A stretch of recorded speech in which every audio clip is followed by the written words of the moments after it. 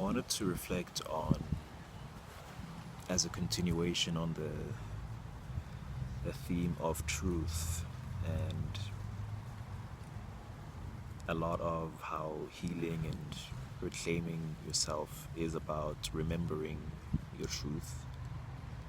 And I wanted to talk a bit about that journey for me, what that has been like, because it's been a process, it's been a gradual process connecting to more pieces of that truth, and then also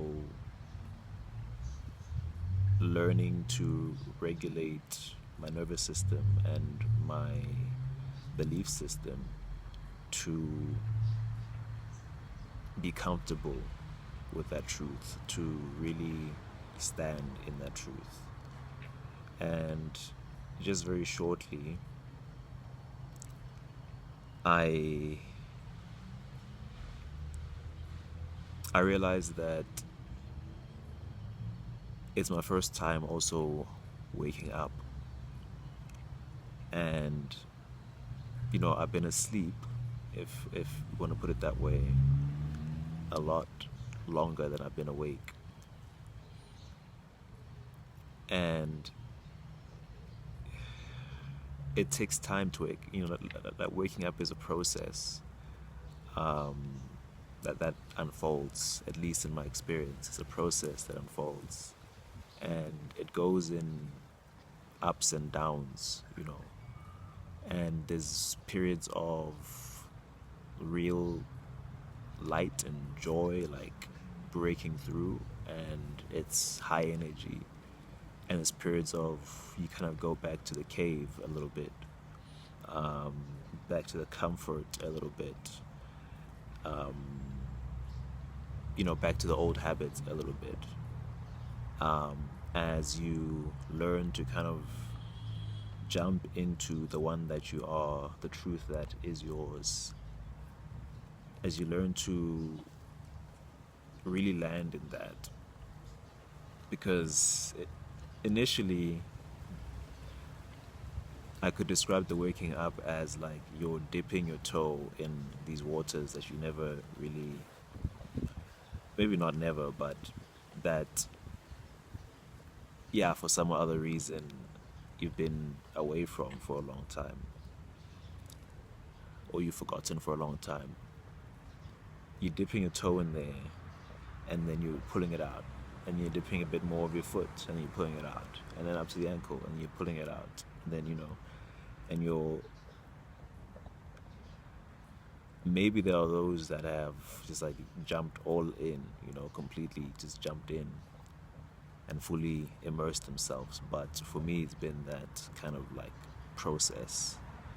And each time, of course, it's like a confirmation, right? There's a revelation that comes with that. But yeah, I'm just reflecting on this as I've realized that I'm in one of those dips currently. And currently, like recently, time has been moving so fast. I've been moving so fast through these ups and downs, these cycles. And each time, of course, like I've laid out before, like each time there's more truth revealed, and it's like you're further along, but you kind of, you know, one step back, two steps forward. Um, and to have grace for those moments where there's a step back, and to realize that it's part of the process of the nervous system also, and the belief system, right? Your whole psychology, or your whole being really getting comfortable with who you are again after so many years of um, denying that, you know.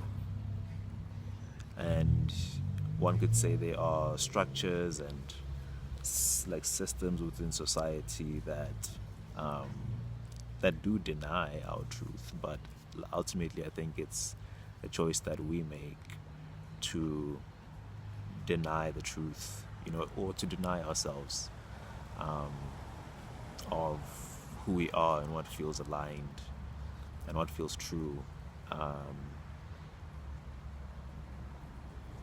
ultimately it's that choice that we make that really hurts us, you know. And yeah, it takes time for the whole of you to get comfortable with that choice again, you know, that choice that you relegated. Um, and it's okay. It's just part of stepping into who you are, and that whole thing was building resilience. Like there's also so much assurance in looking at it from just a bigger perspective of how the gradient, you know, the struggle, is a like a little sprout pushing through the soil. You know, the soil is dark and it's heavy and it's dirty, but it strengthens the stem, you know, like of the bud that's pushing through. If you just put a seed on the ground and not like underground, um, yeah, then maybe it has less of a chance to actually grow strong. You know what I mean? So that's really how I like to see all of this, all the challenges in life, all the struggles in life, all the sufferings in life, from a soul perspective that's really just sitting back, observing, you know, beyond the beyond the ego's terror of of pain and fear. Like we're so immersed in this story as a personality, right? But behind that, there's a soul that's just watching it, that isn't touched by all of that, and knows ultimately that none of this can even scratch it. It's just watching this unfold, you know, and learning more about its true nature.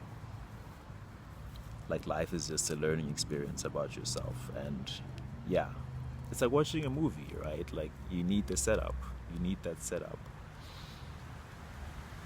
for the payoff to actually happen, you know, and for the payoff to feel worthwhile. And it's impersonal in that way. It's not like any of it was ever trying to punish you or kill you. And the fact that you survived and are here, um, is a testament to the fact that, or is like, is just proof that you've survived. You know, proof that it wasn't meant to kill you, even if it did feel like it would. You're here because you're here. Like you're here because um, it's part of the plan for you to be here. It's part of the greater divine plan for you to be here in this moment. You know, the fact that you don't really keep yourself alive in as many ways as you think that you do. Like, I was reading a book yesterday, and I think it's Michael Singer, talking about how like more than 99.9, oh no, that was his podcast, more than 99.9% of life is like already predetermined. It's already rolling, you know. It's already within its own order, and like you don't have to worry about the sun rising in the morning. You don't have to worry about the earth spinning. You don't have to worry about your own breathing and your heart beating and everything getting digested, and you know, like all the blood going to the right places in your body, and you know, the seasons turning, and like you don't have to worry about any of that, right? Like so much of life is actually already taken care of. It's already made.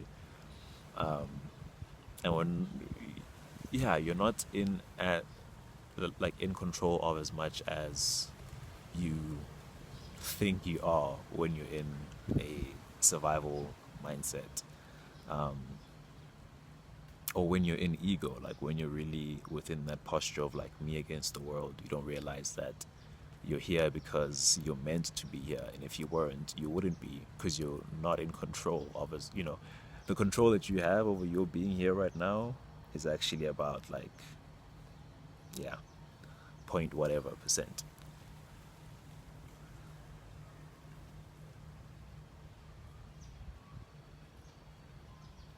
Just in terms of like the, you know, the story playing out. But I digress. So I just realized that yes, stepping back and looking at the flow of my life lately, there are periods where I get very expressive, right? Very inspired, and life is very colorful, and there's a lot of creation happening. And then there are times where I kind of like fall back into the old doubts and the old pains, and the old kind of like defense mechanisms, right? Um, and that's a period of like also doing a lot of shadow work actually, because those things are coming up for me to look at them and to like um, to forgive them and to reconcile them and to restructure them, or to give them the reframing that they needed and to resolve them, right? And then that takes me into another kind of phase of um, stepping forth with more confidence and more depth and more kind of clarity in my my vision and just myself and my purpose. Uh, but yeah, it's like that back and forth. It's that back and forth. But you're constantly moving ahead though. Or maybe instead of like a back and forth, a better analogy would be of like an upward spiral, right? Like within the experience, you're still spiraling, like it's still mad vibes, right? But you're going upwards within that seeming chaos. There is evolution, there is a momentum towards something, and so just not to lose hope and not to lose, yeah, to try and, I guess, just like speaking a bit more on how to be proactive within this time is to gain as much awareness of it as possible, so that already we can drop into more acceptance, and not necessarily ride it out longer than it has to, because we're still in resistance and having to have life kind of like beat us over the head in order for us to finally surrender it, but rather working with the process, working with the season, and yeah, well, working with the season and dropping into acceptance, dropping into that, like forgiving and reframing and doing that shadow work, helping things to resolve and to release, and as much as possible doing that with a just a light-hearted posture, just with as much joy as you can muster within there, and not to let it be some dark period that you're dreading, but a yeah, a season of just cleaning up, a season of reflecting, a season of redirecting if possible, you know. But it's a positive thing. It's never time wasted, you know. And that's the perspective I'm really growing lately, is that there is no rush to heal, because who you are in the future is entirely dependent on every step you take to get there. Like that step, like each of those steps is still essential. If you were to get there instantly, and I keep on using that wineskin metaphor in the Bible, right? Like you don't pour new wine into old wineskins, because then the wineskins would burst, right? The vessel needs to be prepared, the vessel needs to be expanded, the vessel needs to be upgraded in order for the new thing to come in order for that future thing to happen, and to properly sustain and to hold.